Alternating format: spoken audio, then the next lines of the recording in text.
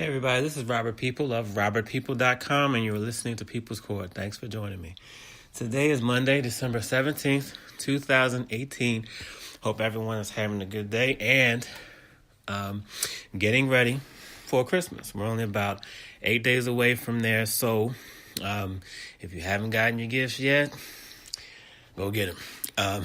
Today I want to talk a little bit about my book. I haven't mentioned it much. I finished it. When did I finish it? I want to say a little less than 2 months ago.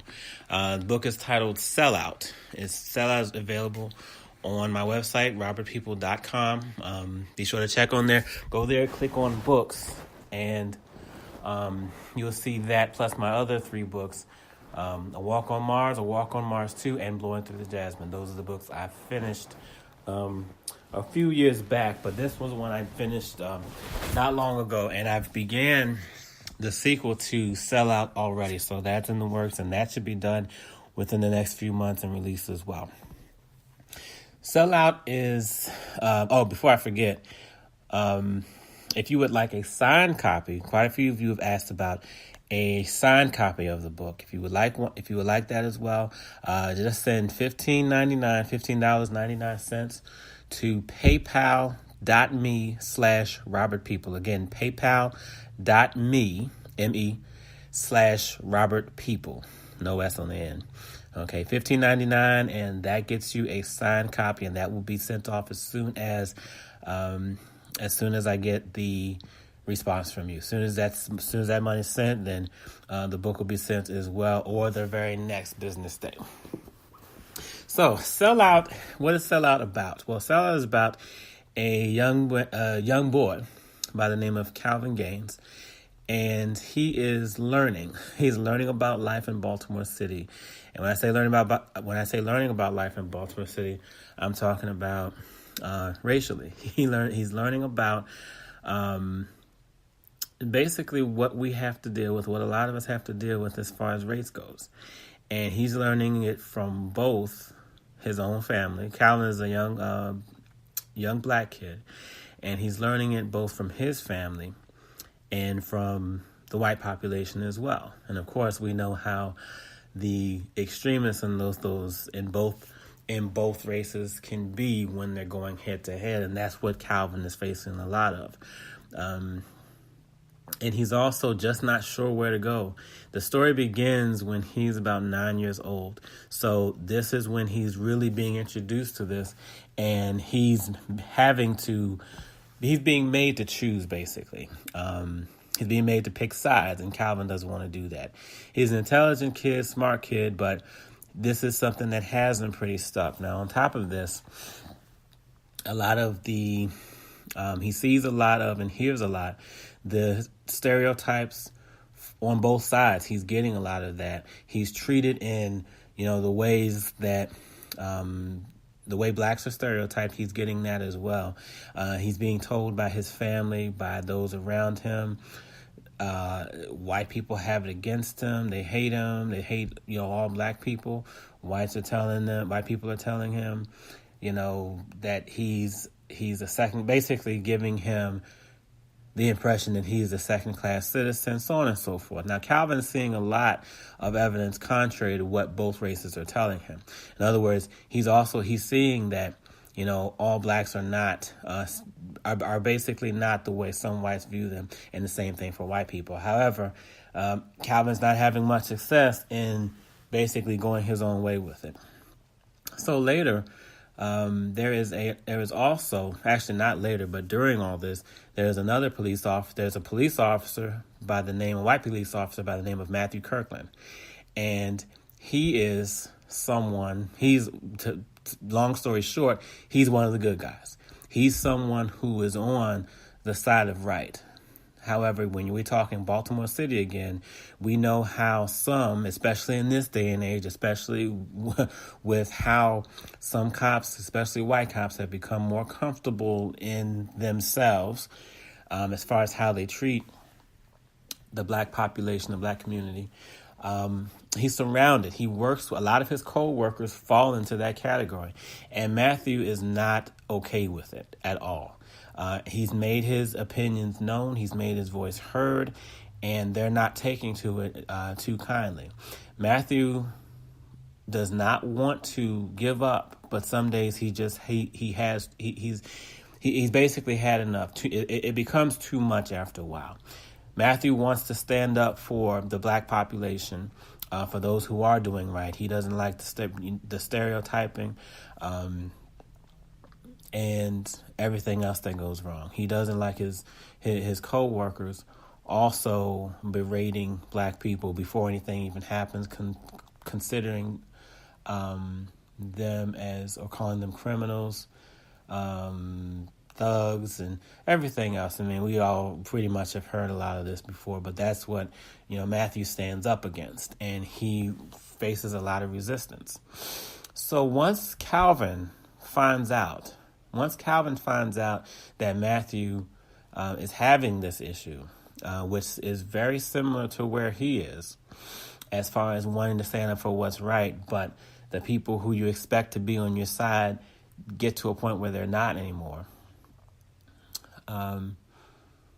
Once Calvin gets wind of this, especially after several events happen in Calvin's family, to include a police officer shooting and killing one of his cousins, that's when their lives intersect. That's when they both come together. Now, once Calvin realizes what's going on with Officer Matthew Kirkland, Calvin takes it upon himself at the advice of his grandmother, Rhonda Jackson, and he decides to try his best to make a difference and stand up even when his own people, are telling him not to. He decides to approach Officer Matthew Kirkland, and he proposes something.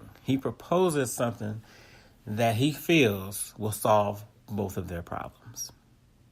And I got to leave it at that because that's the bulk of the book. And again, I'm working on number 2. So I'm working on the sequel to this right now. I'm already 3 chapters and I just finished chapter 3 last night. So I hope those of you who have purchased it already are enjoying it. You've either purchased it or you've been fortunate enough to win it in the drawing that I've had. I've had 2 drawings, and those books have been given out. So hope you all are enjoying it so far, or have enjoyed it if you finish reading it. I don't know if I'm going to do any more drawings. We had fun with them, but again, Sellout is available. RobertPeople.com.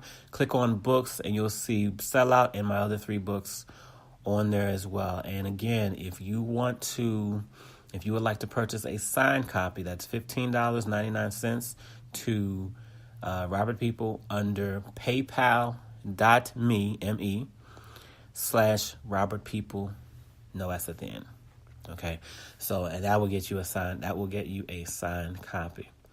Now, a few people, just real quick, before I wrap things up, people have asked me about my writing process. I've been a writer for a lot of years.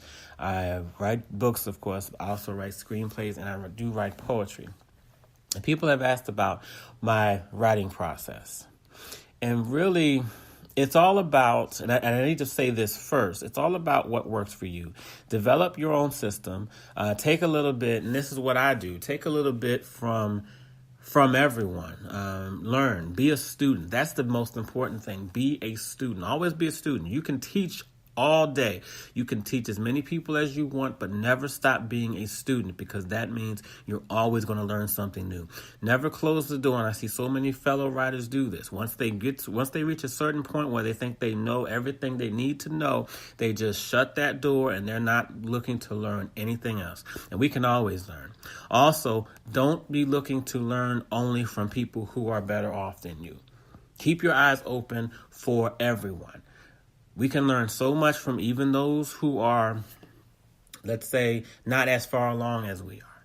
I can learn something from that person who's never published a book before, who's never, gotten that far with it. There might be something that they can teach me as well. I don't need to look at only the cream of the crop and say, okay, those are the only people I can learn from. You can learn from anyone, and you need to just keep your eyes open for that. My own writing process, though, when it's time to sit down and write, what I try my best to do is not wait until it's time to sit down before I start. This is why a lot of blank pages exist, is because we talk about writing, we might think about writing, but we don't consider what we're doing until we sit down. And by the time we're sitting down, we have nothing in our minds, no mental outlines of what we have, of what we're looking to do. And we're stuck at that point in the hot seat trying to figure out what we're going to do.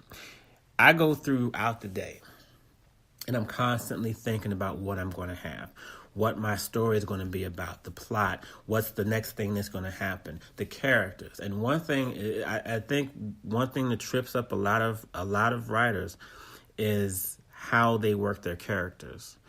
And you have to develop the characters well enough.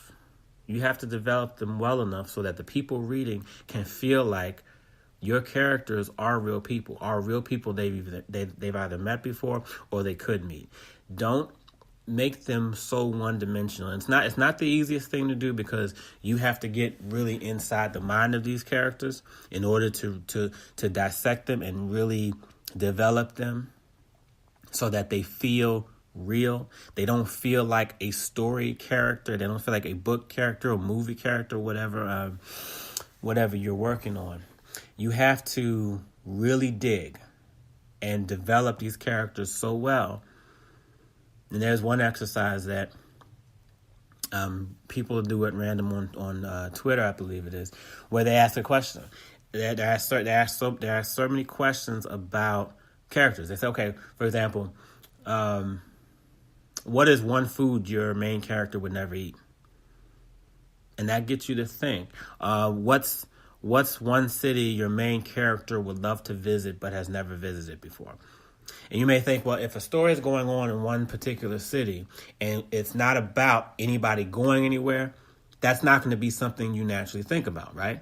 Because you're worried about where your story is taking place, the plot, what's happening right then and there. But that forces you to develop the characters so much that that any question can be asked of them and you're able to answer it, because that's what makes them feel like real people.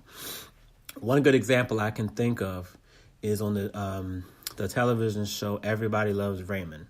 The character Robert, if you know the show, then you're familiar with what I'm talking about.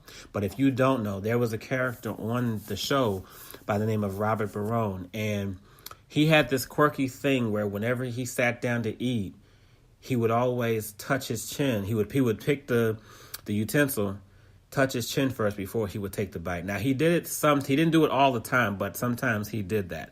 I hadn't seen every episode, so I don't know why he does it. They may have explained it, but I'm not sure.